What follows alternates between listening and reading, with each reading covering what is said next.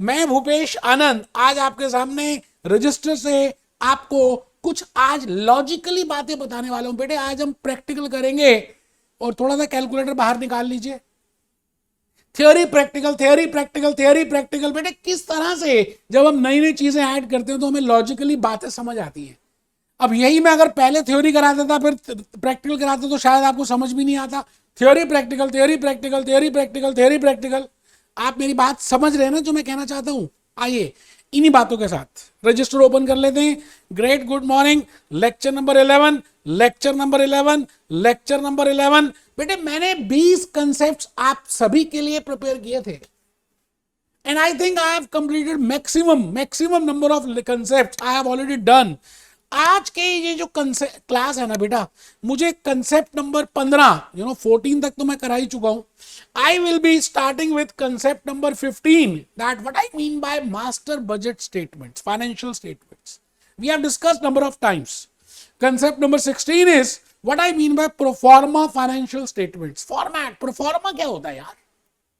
And concept number 17 is how to do analysis. उन सबका हम एनालिसिस कैसे करें, मेन पॉइंट है analysis. We have discuss in मैंने कितनी बार आपको रेशियोज में वैसे भी बताया हुआ है कि मेन आर्ट है for a management accountant to analyse the things. वो डॉक्टर क्या जो रिपोर्ट्स के बाद भी एनालाइज नहीं कर पाए, जो चेहरे को फेस रीड करके नहीं बता पाए। कई आपने डॉक्टर्स देखे होंगे directly by touching, directly by talking, directly by watching their eyes face they can easily analyse कि इसको क्या प्रॉब्लम है। As a management accountant you have to analyse the things. तो एनालिसिस हम करेंगे कंसेप्ट नंबर 17 में, analysis of financial statements. Concept number 18 what are the uses of analysis of financial statement. ये सब कुछ हम डिस्कस करने वाले हैं यार। भूपेश आनंद के साथ रहोगे तो ऐश करोगे, साढ़े नाल रहोगे तो ऐश करोगे। 20 कंसेप्ट बेटे एक एक कंसेप्ट करा दूंगा। मैं Bhupesh Anand I will be discussing in lecture number 11। मैं दो कंसेप्ट तो 100% आज क्लियर करने वाला हूं। One is concept 15 and second is concept number 16। When I say concept number 15, जब मैं 15 नंबर की बात करता हूं तो मैं बात करूंगा what I mean by master budget financial statements, and when I talk of concept number 16 I will be talking of pro forma financial statements. Top level, जो टॉप लेवल के लोग हैं ना बेटा, there are 3 levels, top level, middle level, lower level. When I talk of top level, जो बिल्कुल top level के हैं, those people they are mainly interested in finding out the financial statements. जैसे आपने कभी देखा घी बनने का प्रोसेस, आप घी खाते हो बेटे, घी कैसे बना? मैंने तो कहा ग्रास से बना, ग्रास से बना। हाँ, घास से घी तक की जर्नी। आप घी खाते हो बेटे, top level is only interested in ghee. एक बच्चा कहता है what I mean by ghee. बेटा देसी घी पंजाब का, आप कमर सीधी करके बैठो, आपको सब समझ आएगा कि मैं घी का मतलब क्या बताना हूं। मैं आपसे ये कहता हूं कि जो घास होती है ना बेटे, उसको गाय खाती है, फिर डाइजेस्ट करती है, फिर उससे दूध निकलता है, फिर उससे दूध से फिर आप उसको बॉईल करके मक्खन निकालते हो, फिर मक्खन को फिर बॉईल करते हो और फिर घी आता है और आप घी खाते हो। एक्चुअली में अगर आप देखो तो बड़ा लंबा प्रोसेस है, ग्रास से घी तक जाने का बड़ा लंबा प्रोसेस है। व्हेन आई से ग्रास, तो बेटे this is a raw material, this is a information, this is a budget which we have prepared. हमने बड़ा कुछ किया, स्ट्रैटेजीज बनाई, बजट्स बनाए, सेल्स बजट बनाया, उसके फाइनेंशियल बजट्स बनाए, we have prepared so many things. But Mukesh Ambani के पास इतना टाइम नहीं है टॉप लेवल पे कि वो सभी बजट्स को चेक करे, सभी बातें देखे। वो कहता है नेट रिजल्ट बताओ, कितना भाया, कितना पैसा आया। बनिया की भाषा अगर हम देखें तो भाई साहब रोकड़ा कितना आ रहा है, दैट इज इंपॉर्टेंट। और रोकड़ा कहां से पता चलेगा, मुनाफा कहां से पता चलेगा? Bye preparing income statement, bye preparing the balance sheet. आप ये बताओ, एक स्टूडेंट की बैलेंस शीट, एक स्टूडेंट की report card, pre board examination से हम इजीली बता सकते हैं कि उसके 10th के बोर्ड में या 12th के बोर्ड में कितने मार्क्स आने वाले हैं on the basis of pre board examination. अभी बोर्ड के एग्जामिनेशन नहीं हुए, अभी पूरी बातें नहीं हुई, बट पेरेंट्स को, उसके टीचर्स को उस बच्चे के फीचर्स मालूम है और यह भी पता है कि कितनी और प्रोग्रेस कर लेगा। और कितने मैक्सिमम नंबर आ जाएंगे, इट मींस आप पहले से ही उस भविष्य को निकाल लेते हो. So as a management accountant you have to prepare a pro forma financial statements. When I say a pro forma, it means a format, it means a forecasted thing. It means you have to prepare a forecasted income statements. आपको forecasted balance sheet बनानी पड़ेंगी, आपको भविष्य की cash flow statements बनानी पड़ेंगी, और आप वो रिपोर्ट्स में दोगे मुकेश अंबानी को, बिकॉज मुकेश अंबानी के पास सेल्स बजट, कैश बजट देखने का भी टाइम नहीं है यार. क्या बात करेंगे. आई थिंक आप बात समझ रहे हैं. The point which I want to raise is that these financial statements will be helping top level in analyzing the things, that whether they should continue with the project or not, whether they will go for expansion or not, whether they will go for merger and amalgamation or not, what about corporate restructuring, all those things will be important, and that we can decide on the basis of annual report card. बेटे मुझे class test का क्या लेना, आपके monthly test का भी क्या लेना, हाफ ईयरली का भी क्या लेना. मैं आपकी annual marksheet, annual report card check करूंगा, और उस एनुअल रिपोर्ट कार्ड से मैं एनालाइज करके बता दूंगा यस या नो. क्योंकि because I don't have the time, you know, top level people they don't have the time, and as a management accountant we have to prepare the report for top level. तो मैं आज के इस lecture में no doubt आपको concept number 15 बताऊंगा, but मेरी कहानी यह है कि हमने अभी तक क्या किया. फंक्शनल बजट्स प्रिपेयर किए, सेल्स बजट बनाया, प्रोडक्शन बजट प्रिपेयर किया, यूसेज बजट बनाया, परचेज बजट प्रिपेयर किया, labour budget, factory over. We have prepared so many number of budgets, and then we have prepared financial budgets, and along with financial budgets, you know, we have prepared cash budget. लेकिन अब समय आ गया है इन 3 बातों को बनाने का. 3 बातें कौन सी? मैं कहूंगा these are named as proforma financial statements. Proforma income statement, जिसको हम profit and loss account statement बोलते हैं. प्रोफॉर्मा का वैसे मतलब ही है भविष्य का, फोरकास्टेड. इसका मतलब जो भी कुछ आज तक आपने किया है उसको इकट्ठा करेंगे, उस ट्रांजैक्शंस को इकट्ठा करेंगे, हम मानेंगे कि वो सब कुछ घटित हो गया है. No doubt it is a fiction, no doubt it is a Mungeri Lal के सपने, क्योंकि हमने तो सोचा है ना कि ये हो सकता है, ये हो सकता है, ये बजट बनाओ, ये ऐसे करो, ऐसे ऐसे ऐसे ऐसे ऐसे ऐसे. हमने अभी तक सोचा है ना यार. अब जो भी सोचा है हम मानेंगे फैक्ट हो गया. And we prepare the income statement for that, we prepare the balance sheet for that. It means हमारे पास ट्रायल बैलेंस है, ट्रांजैक्शंस हुई, इवेंट हुए, जर्नल एंट्रीज पास की, बुक्स प्रिपेयर की, जर्नल प्रिपेयर किया, ट्रायल बैलेंस बना दिया. ट्रायल बैलेंस की हेल्प से हम फाइनेंशियल स्टेटमेंट्स को प्रिपेयर करते हैं. याद है कुछ आपको? तो मैं अभी आपके सामने फाइनेंशियल स्टेटमेंट्स को बताऊंगा. आज लॉजिकली कंसेप्ट नंबर 15 और 16 होने वाले. कमर सीधी नहीं करोगे तो मर्जी आपकी यार. अब तो लास्ट लेक्चर है, क्या बार बार बोलूं, आप इतने बड़े हो चुके हो, मुझे तो शर्म आती है बार बार बोलते हुए भी. थप्पड़ मारने का भी कई बार मन करता है, मत करो, मुझे क्या. आज अगर आपने ये चार्ट प्रिपेयर नहीं किया, you know, then you can not relate कि मैं आज टॉप लेवल एनालिसिस में क्या आपको बोल रहा हूं. व्हाई आई वांट टू से in this first point, I want to say that as a management accountant, I have prepared so many types of budgets. I have prepared financial budgets, I have prepared functional budgets, I have prepared master budget.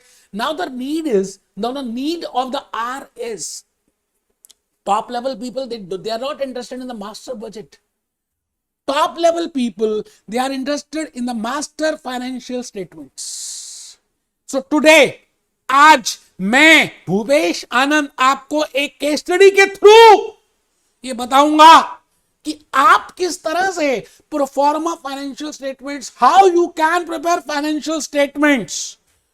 चलिए जल्दी से, आपको समय दे रहा हूं, register अभी भी on कर लीजिए, खोल लीजिए. भाई साहब शर्म कीजिए, शर्म करो थोड़ी सी. Capital expenditure, cash budget, proforma budget, proforma. बेटे मैं आपको ये और ये, I will be telling you how to prepare for pro forma income statement, pro forma balance sheet and pro forma cash flow statements. ये सब कुछ बताऊंगा.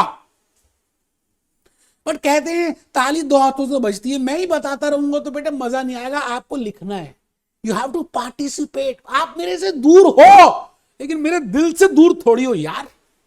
कमर सीधी करके बैठो और लिखो सेकंड पॉइंट मेरी कहानी का। प्रोफॉर्मा का मतलब क्या होता है यार? What I mean by proforma? Proforma is used to describe some kind of information. Proforma word is used to describe some kind of information. वैसे अगर आप लिटरल मीनिंग देखें, गूगल में जाएं और प्रोफॉर्मा को देखें, तो प्रोफॉर्मा का मतलब होता है एक इंफॉर्मेशन को देना, इंफॉर्मेशन, डाटा नहीं, information. And generally that information in accounts world, in finance world, when I use pro forma, it is related with pro forma financial statements. आप मेरी बात समझ गए? मैं भूपेश आनंद पॉइंट नंबर 2 में आज आपके सामने इस बात को कह रहा हूं कि आप सेकंड पॉइंट लिख रहे हैं, pro forma word is used to describe some kind of information, usually financial statements. बेटे बचपन से सीखते आ रहे हो what I mean by financial statements. बेटे प्रॉफिट एंड लॉस अकाउंट को आज हम इनकम स्टेटमेंट बोलेंगे as per IFRS, as per US GAAPs. Balance sheet को we will say it as statement of financial position as per US GAAP and as per IFRS. तो हम proforma को आज कभी भी मैंने बोला ना प्रोफॉर्मा, तो आप समझ आना I want to tell you something about financial statements.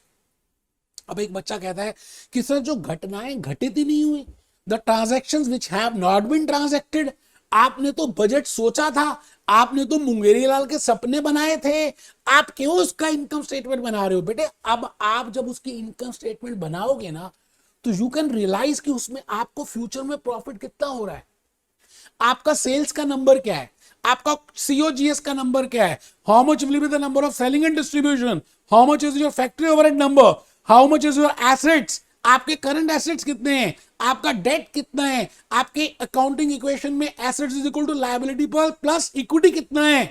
It means you will be able to find out कि how much is a fund you have to borrow, how much is a bank overdraft facility you have to take, आपको cash credit कितना लेना है, right issue कितना है, EPS कितना है, EPS के बाद एमपीएस। बेटे इतनी सारी बातें उस प्रोफॉर्मा फाइनेंशियल स्टेटमेंट से निकल सकती हैं। And you, when you are aware of the information, you can rule the world. बेटे इस दुनिया में आप मुझे बताओ आज गूगल रूल क्यों कर रहा है? क्योंकि वो इंफॉर्मेशन दे रहा है आपको, मोनोपोली चल रही है गूगल की। तो आज आपको यही बात तो मैं बताने जा रहा हूं कि जब आप पहले से ही उसका सब कुछ बना दोगे, आप सारी घटनाओं को घटित कर दोगे, and you will assume that all the things have already been happen and then how much will be my income, how much will be my sales, how much will be my assets, how much will be my equity, and in that case you know you can take a better decision as a decision maker when you are a management accountant. So please write down what are the uses of proforma financial statements. मैं भूपेश आनंद आपको order कर रहा हूं कि आप लिखिए uses of proforma financial statements में how income statement. ए पहला यूज क्या होगा, किस तरह से इनकम स्टेटमेंट, किस तरह से balance sheet will look like, how they will look like, how they will look like if some numbers forecasted happening in reality.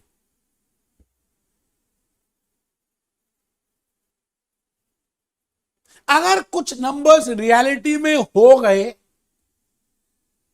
तो फिर बैलेंस शीट, मतलब जो आपने सोचा था, जैसे आप सपने बनाते हो अपने लिए कि मैं ये हो जाएगा, फिर ये कोर्स करके, फिर ये ऐसे, फिर ये गाड़ी, फिर बंगला, फिर गाड़ी में बैठने वाले, अगर ये सब कुछ हो गया तो आप कितने खुश हो जाओगे। आपको ये चेक करना है, मैं उस खुशी का एहसास आपको अभी बताने वाला हूं। तो आप लिखें how income statement, how balance sheet will look like if some numbers forecasted happens in reality.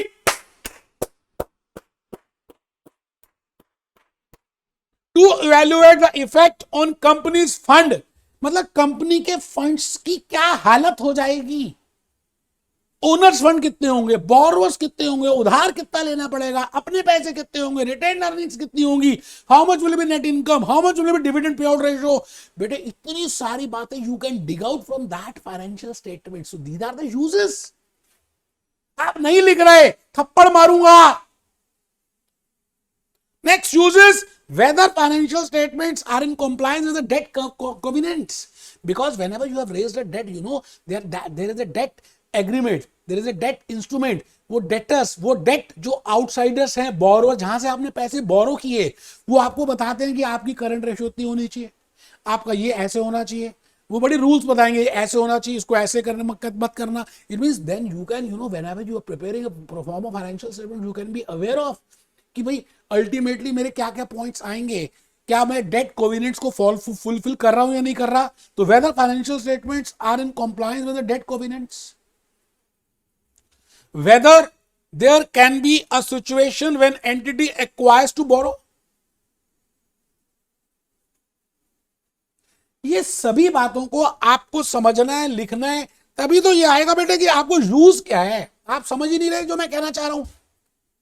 Users of proforma financial statements, Apollo tyres अपने भविष्य की जब इनकम स्टेटमेंट, अपने भविष्य की जब बैलेंस शीट, पतंजलि अपने भविष्य की income statement, balance sheet, Nerolac paints, Fevicol Pidilite, Dabur India, बेटे इन सबको सब कुछ अपने बारे में पता चल जाएगा and then they can take according decisions.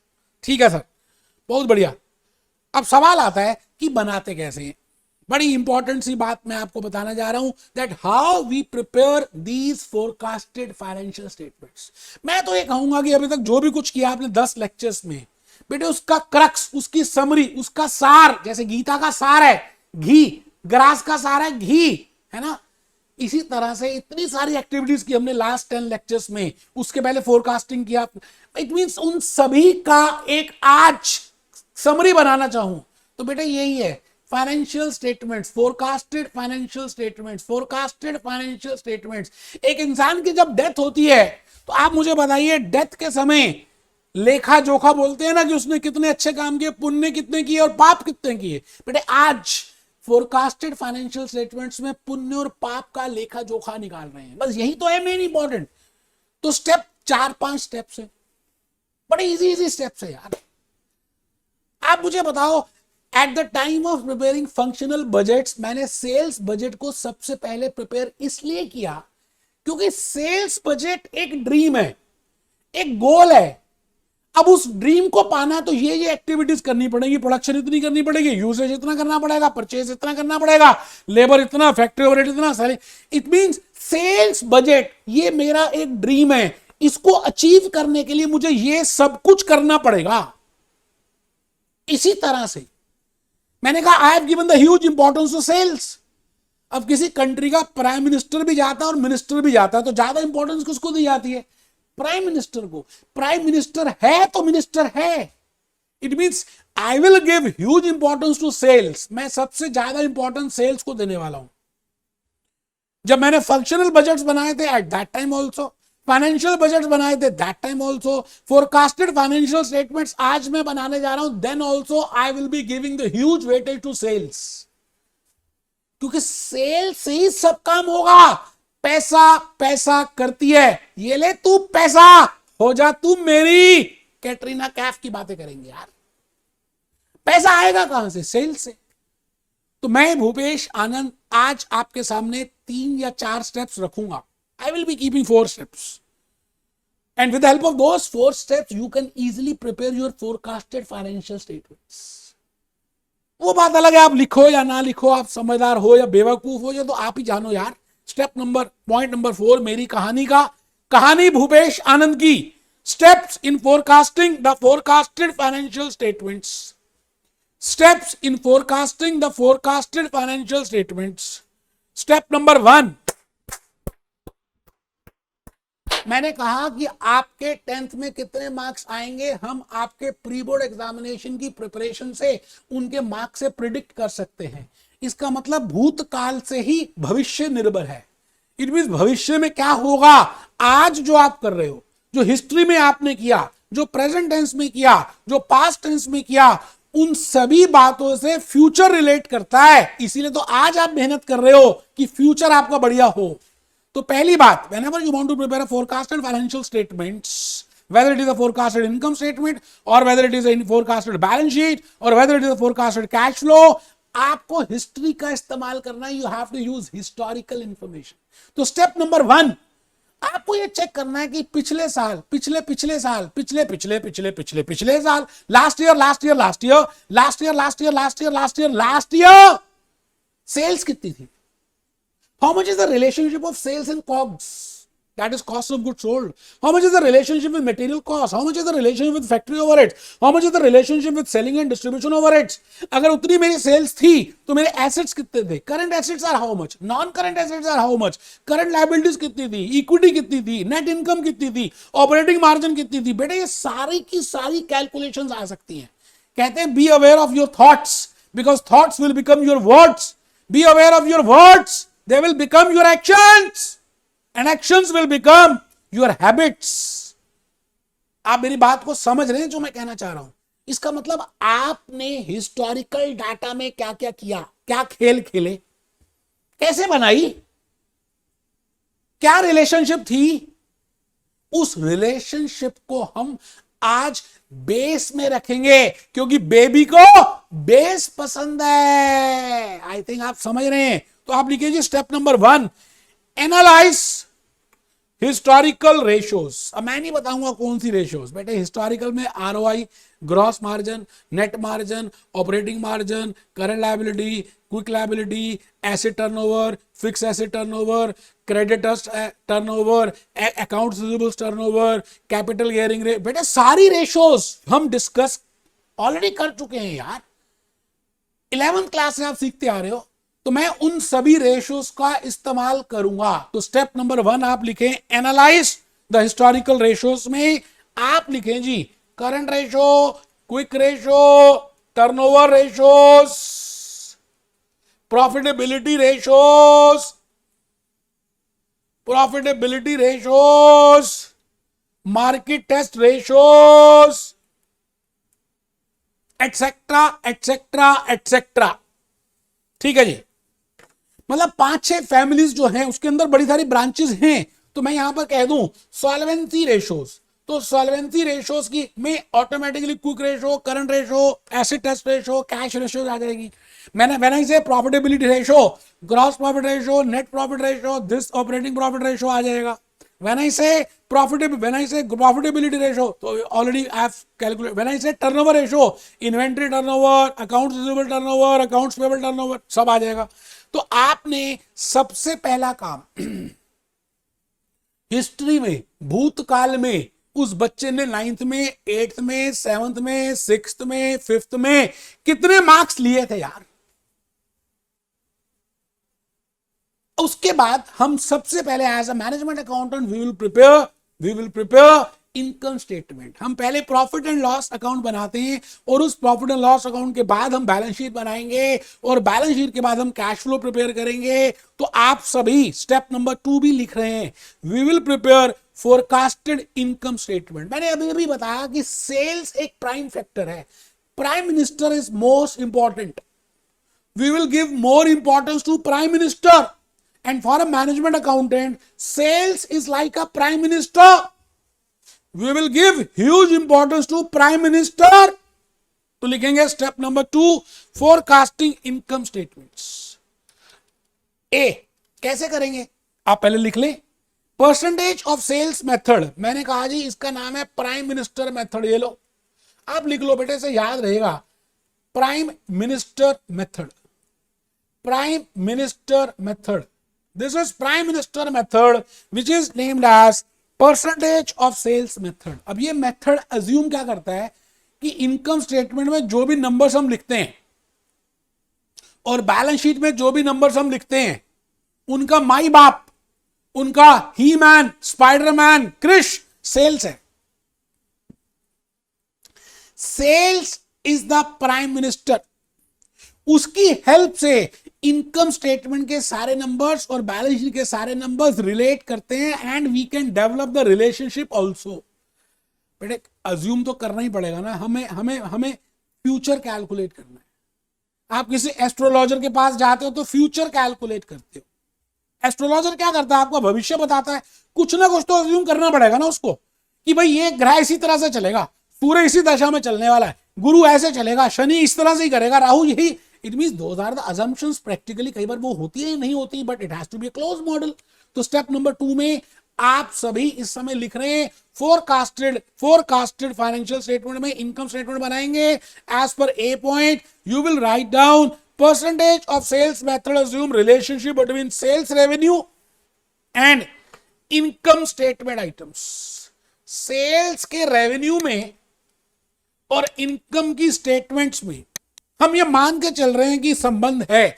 Alia Bhatt Kapoor, Ranbir Kapoor, there is a relationship between these two. It means whether there is a positive relationship, whether there is a negative relationship. Ranbir Kapoor and Katrina Kaif also has a relationship. Whether it is a positive or whether it is negative, I'm not concerned, but there is a relationship. So my point is, in this method, I will assume that there is a relationship. And on the basis of that relationship, I can calculate the other numbers. तो आप सब लिख रहे हैं sir ये लिखना है, हाँ लिखना है. Income statement items grow proportionately with sales growth. जैसे जैसे सेल्स बढ़ेगी, जैसे जैसे गांव बढ़ेगा, लुटेरों का आना भी बढ़ जाएगा, क्योंकि गांव का बढ़ना और लुटेरों का आना डायरेक्ट रिलेशनशिप. बारिश का होना और रेनकोट्स का बिकना डायरेक्ट रिलेशनशिप. ठीक है जी. अब हमने क्या करना है, ये बी पॉइंट बड़ा इंपॉर्टेंट है बेटे. You should know how to prepare. We have seen so many number of times that how we can prepare income statement, but just for your you know just for revising purpose मैंने यहाँ पे लिखा income statement items. आपको पता है revenues आती हैं, sales आता है, इन्वेंट्रीज आते हैं, है ना, कॉग्स आती है, मटेरियल कॉग्स आ गया तो मटेरियल लेबर फैक्टर उसी में आ गए, सेलिंग एंड एडमिन नंबर आता है, and there are so many you know expenses. वो आप लिख लें मटेरियल लेबर फैक्ट्री ओवरहेड्स, या तो ये सेपरेटली दियो, नहीं तो कॉक्स दिया हो तो हमारा काम you know we can work with the COGS of cost of goods sold also. Selling and admin expenses, selling revenue, sales revenue. So with the help of all this, I can you know prepare my income statement. आइए मेहरबान कदरदान, आइए step number 3. हमने step number 2 को income statement बनाया. एक बच्चा कहता है प्रैक्टिकल करके दिखाओ. बेटे अभी पूरी केस स्टडी कराऊंगा. आज के लेक्चर में बस यही कंसेप्ट कराना और इसकी केस स्टडी करानी है आपको. ए टू जेड पानी एक तरफ और दूध एक तरफ, ऐसा क्लियर कर दूंगा कि आपको भी लगेगा यार मजा आ गया पढ़ के. अभी पहले छोटा सा एक लिखना है, 3-4 स्टेप है. तीसरे स्टेप को लिख लो. पहला हिस्टोरिकल डाटा के रेशियोज को देखो, इनकम स्टेटमेंट फोरकास्टेड प्रिपेयर करो, फोरकास्टेड बैलेंस शीट प्रिपेयर करो and forecasted cash flow statement बनाओ. तो मैं फोरकास्टेड बैलेंस शीट देख रहा हूं. स्टेप नंबर 3 मैंने लिख भी दिया जान के कि पहला step for a management accountant is to prepare forecasted income statement. चलते चलते कौन मिला, चलते फोरकास्टेड बैलेंस शीट मिली. ठीक है सर, बहुत बढ़िया. अगेन त्वमेव माता च पिता त्वमेव बंधु च सखा त्वमेव. तुम ही सब कुछ हो यार. परसेंटेज ऑफ सेल्स मेथड को इस्तेमाल करके हम बैलेंस शीट के नंबर्स निकाल लेंगे. करंट एसेट्स के नंबर, नॉन करंट एसेट्स के नंबर, लायबिलिटीज के, करंट लायबिलिटीज के, नॉन करंट लायबिलिटीज के, इक्विटी के, because we have assumed that there is a relationship between those numbers and that. तो लिखेंगे with the help of percentage of sales method we can assume there is a relationship sales के साथ और balance sheet की items के साथ. इसी तरह से सेल्स के साथ और इनकम स्टेटमेंट की आइटम्स के साथ, वो तो अभी हमने देख भी लिया. सेल्स के साथ और इनकम स्टेटमेंट की आइटम्स के साथ भी डायरेक्ट रिलेशनशिप है और सेल्स के साथ और बैलेंस शीट की नंबर्स के साथ भी डायरेक्ट रिलेशनशिप है. ठीक है सर, बहुत बढ़िया. तो अब आप बैलेंस शीट में क्या क्या नंबर्स होते हैं, आइटम्स क्या क्या होती है लिख लेते हैं. Current assets, non current assets, accounts payable, accounts receivable, accrual, equity. I repeat, current assets, non-current assets, accounts payable, accounts receivable, accrual, equity. बेटे यही तो होते हैं. बैलेंस शीट आपने बनाई हुई है कितनी बार. आप तो बचपन में ऐसे बनाते थे बैलेंस शीट, ऐसे बनाते थे. यहाँ पे एसेट लिखते थे, यहाँ पे लायबिलिटीज एंड इक्विटी लिखते थे, इधर नॉन करंट एसेट लिखते थे, फिर करंट एसेट लिखते थे, यहाँ पर इक्विटी मेंशन करते थे, फिर लायबिलिटीज लिखते थे, नॉन करंट लायबिलिटीज लिखते थे, करंट लायबिलिटीज लिखते थे. And you know that total of balance sheet always tallies.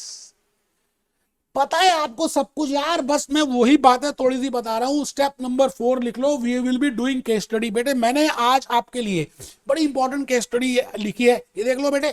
Case study तो क्या बताऊं, कैटरीना कैफ की केस स्टडी है, मजा आ जाएगा जब आप उस केस स्टडी को करेंगे। आप लास्ट स्टेप लिखें जी, लास्ट लिखें जी, लास्ट लिखना है। Step number 4 is to construct a statement of cash flows. इसका मतलब मैंने पहले हिस्टोरिकल डाटा की रेशियोज देगी, इनकम स्टेटमेंट प्रोफॉर्मा बनाई, प्रोफॉर्मा बैलेंस शीट बनाई, अब मैं proforma cash flow statement prepare कर रहा हूं।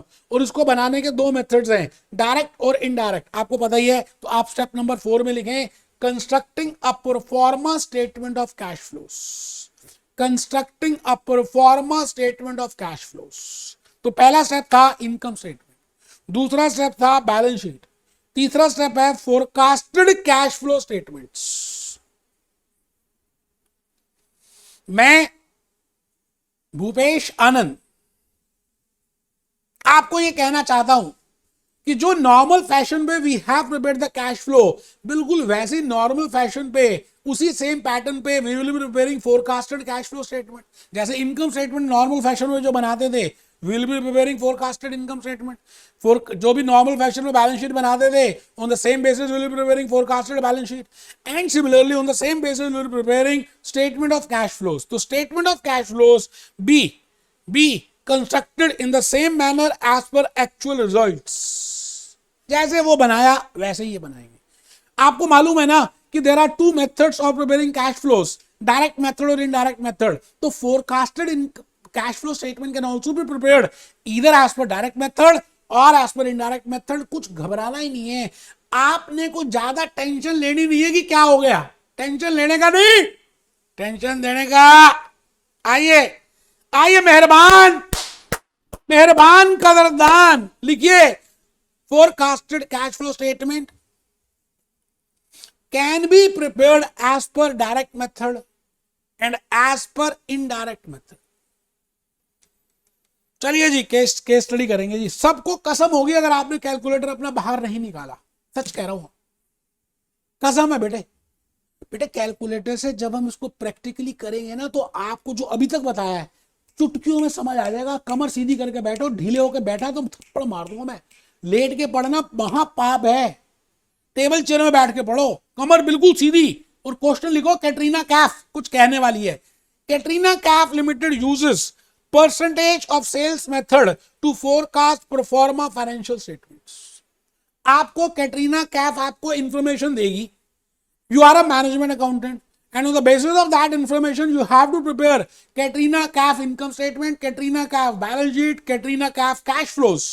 बड़ा मजा आएगा यार, सच कह रहा हूं। आप बिल्कुल सीधी तरह से सारे इंफॉर्मेशन को पहले लिखो, नाम ही बड़ा प्यारा सा रखा मैंने, Katrina Kaif. Katrina Kaif based on the historical data, I think I have already told you there are 4 steps. The first is you have to calculate the ratios on the basis of historical data। Katrina Kaif कहती है मेरी हिस्टोरिकल डाटा के हिसाब से ये relationships आ रही हैं। COGS मतलब cost of good sold 80% of sales रहा, मतलब इसमें क्या क्या आ गया, मटेरियल, लेबर और फैक्ट्री ओवरहेड्स 80% है। इसका मतलब कॉक्स 80% उसने दे दिया, मतलब जितनी भी सेल्स हैं, 100 रुपए की सेल्स हैं, $100 की हैं, 100 यूरोस की हैं, 100 पाउंड्स की हैं, उसका 80% will be COGS। Selling and administration is 5% of sales. Cash is 3% of sales. Accounts receivable is 18% of sales। बेटे देख रहे हो सब कुछ प्राइम मिनिस्टर से रिलेट कर रहा है, तो प्राइम मिनिस्टर को सिक्योरिटी देना ज्यादा इंपॉर्टेंट है। सबसे बड़ा कौन, प्राइम मिनिस्टर, अगर हम मिनिस्टर्स में देखें। सबसे बड़ा रुपया अगर हम बाकी चीजों में देखें।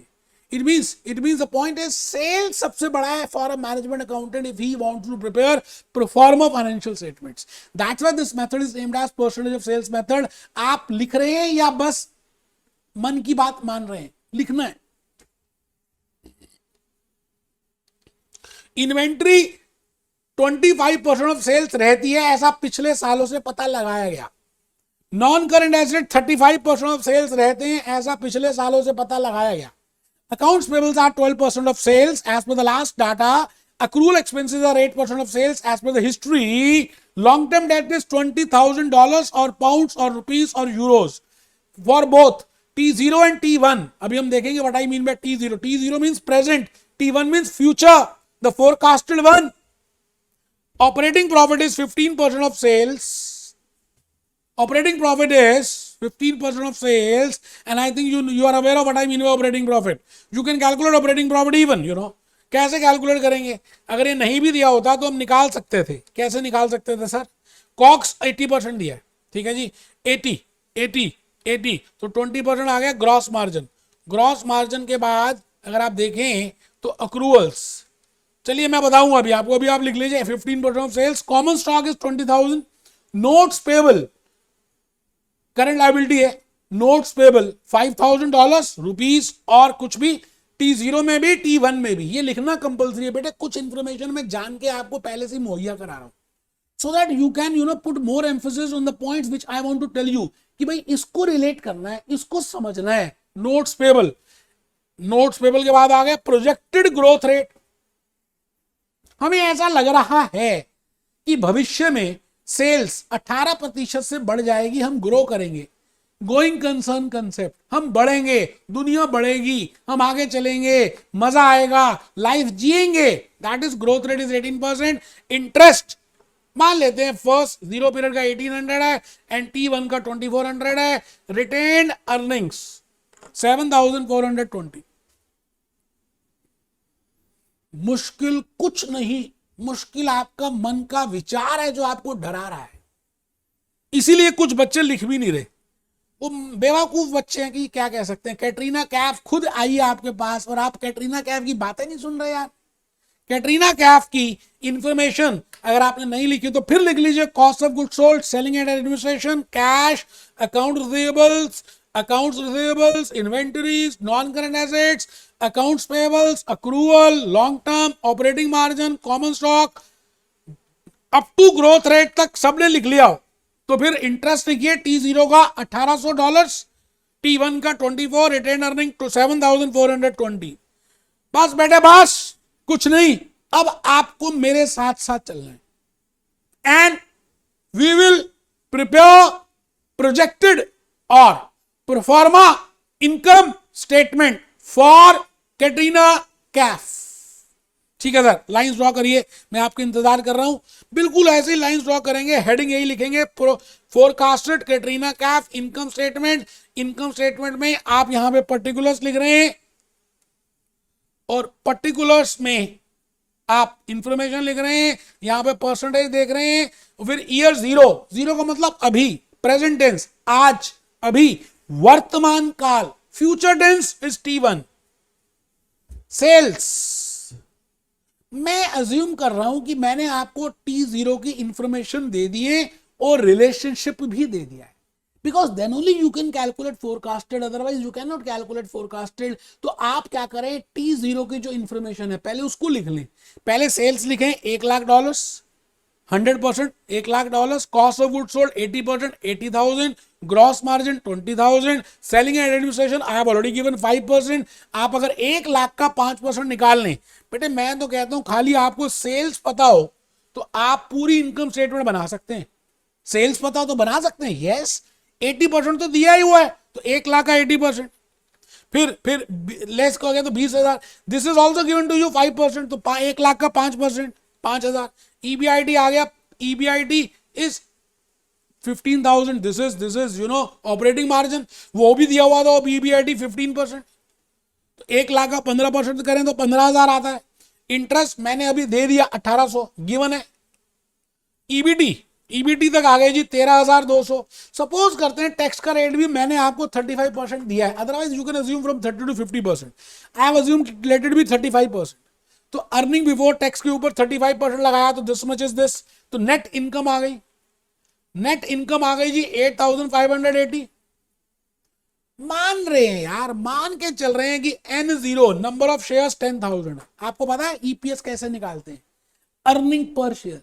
एक शेयर के पीछे कितनी कमाई, कमाई का दर.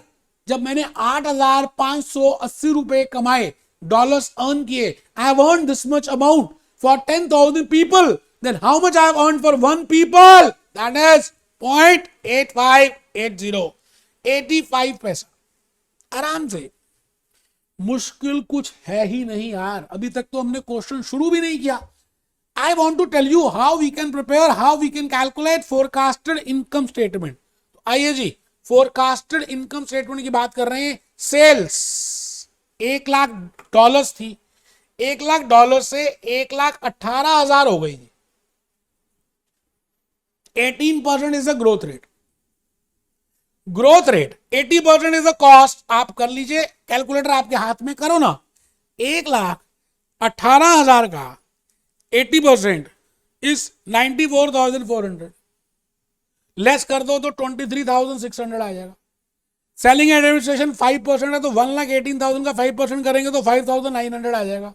लेस करेंगे तो 15%। चेक कर लीजिए, 1,18,000 का अगर आप 15% कैलकुलेट करें, you know that figure comes to 17,700. this is a figure. interest already given है 2,400, लेस करके आ जाएगा ईबीटी 15,300। मैंने कहा ना मुश्किल है ही नहीं, आपका मन का डर मुश्किल है यार। टैक्स 35%, नेट इनकम 9,945, करो ना, लेस ही तो करना है। Number of shares let it be 10,000, it means EPS is 0.9945। बेटे हम कर रहे हैं बजट, हम कर रहे हैं proforma financial statements, because I want to give this report to Mukesh Ambani. तो आपके सामने अर्निंग पर शेयर आ गया, एक शेयर के ऊपर कमाई का दर। We have calculated how much is earning per share in the coming future on the same pattern. I can calculate, I can prepare क्या, फोरकास्टेड बैलेंस शीट। आइए मैं बैलेंस शीट बनाकर दिखाऊं। एसेट्स अज्यूम करते हैं कि आपको T0 की इंफॉर्मेशन दी हुई है, नहीं तो आप निकाल सकते हैं। आप बताइए, कैश 3% दिया हुआ था ना, तो 1,00,000 का 3% कितना आ गया, 18%। 1,00,000 का 18% कितना आ गया, 25%। 1,00,000 का 25% कितना आ गया। Non current liabilities, non current assets, 1,00,000 का 35% कितना आ गया। बेटे रेशोज तो दी हुई है, मोहब्बत तो दी हुई है, आपको मोहब्बतें निकालनी है। लड़का और लड़की के बीच में जो चल रहा है, आंखों ही आंखों में प्यार हो गया, तू मेरा मैं तेरी हो गई। आइए, टोटल एसेट्स 81,000। मैं भूपेश आनंद आज आपके सामने 81,000 तो विदाउट एनी एफर्ट कैलकुलेट कर सकता हूं। बस मुझे एक नंबर पता हो, 1,00,000 रुपए की सेल्स है, because this method is percentage of sales method. तो मैं अब आ रहा हूं how I can calculate for forecasted years. Very easy. 1,18,000 की सेल है T1 में, तो उसका 3% कितना आ गया। 1,18,000 का 18% कितना आ गया। 1,18,000 का 25% कितना आ गया। 1,18,000 का 35% कितना आ गया। क्या मुश्किल है, थर्ड क्लास के बच्चों को तो वो कर लेगा फोरकास्टेड बैलेंस शीट। बातें बना रहे हो आप, बेटे मैनेजमेंट अकाउंटेंट बनना है आपको। आइए अब आ जाओ, लायबिलिटीज एंड इक्विटी। एक बच्चा कहता है बैलेंस शीट हो गई, उसके मुंह पे थप्पड़ मारूं। बैलेंस शीट में दो साइड्स होती हैं, एक एसेट्स और दूसरी लायबिलिटीज एंड इक्विटी। अभी तक एसेट्स प्रिपेयर किया है, हो गई liabilities and equities. Accounts payable 12% given था, 8% गिवन है 12% 1,00,000 का, 8% 1,00,000 का, ये तो फिगर ही गिवन थी। तो करंट लायबिलिटीज आ गई, लॉन्ग टर्म डेट आ गया, टोटल लायबिलिटीज आ गई, नेट इनकम आपने ऑलरेडी निकाल ली थी। कहां से, इनकम स्टेटमेंट से। इसका मतलब मुश्किल है नहीं, आप फोरकास्टेड बैलेंस शीट प्रिपेयर करोगे तो बड़ा इजी है जी। आप चेक करो ना, 12% निकालो 1,18,000 का, 8% निकालो 1,18,000 का, ये ऑलरेडी गिवन है। लॉन्ग टर्म डेट गिवन है 20,000। नेट इनकम अभी बता देता हूं, कॉमन स्टॉक अज्यूम कर लिया 20,000, आपके सामने है बेटे। Assets is equal to liabilities, आप चेक करो ना। एसेट्स का टोटल में तो 81,000 था प्रीवियस ईयर का, 95,580। वो बात अलग है कि आप आराम से बैठे हो, ढीले बैठे हो, सोच रहे हो कर लेंगे बेटे। कल करे सो आज कर, आज करे सो अब, पल में परले होएगी। किसी ने सोचा था कोविड-19 जैसा कुछ होगा, और कैसे लोग कीड़े मकोड़ों जैसे मर गए, और कितने लोगों ने क्या क्या सोचा होगा। बेटे आपको फिर मैं कह रहा हूं, अभी करना है, इसी समय करना है, यही बेस्ट समय है। This is the best time, don't linger it on. मत आगे लेके जाओ यार, कब तक जिंदगी आगे लेके जाओगे, कब मजे कब करोगे, ऐश कब करोगे। चली जाएगी ऐश अभिषेक के पास, ये करें तो ऐश, ये कर लें तो ऐश, ये कर लें तो ऐश, ऐश मिलती मिलती नहीं है यार, वहां चली जाती है ऐश।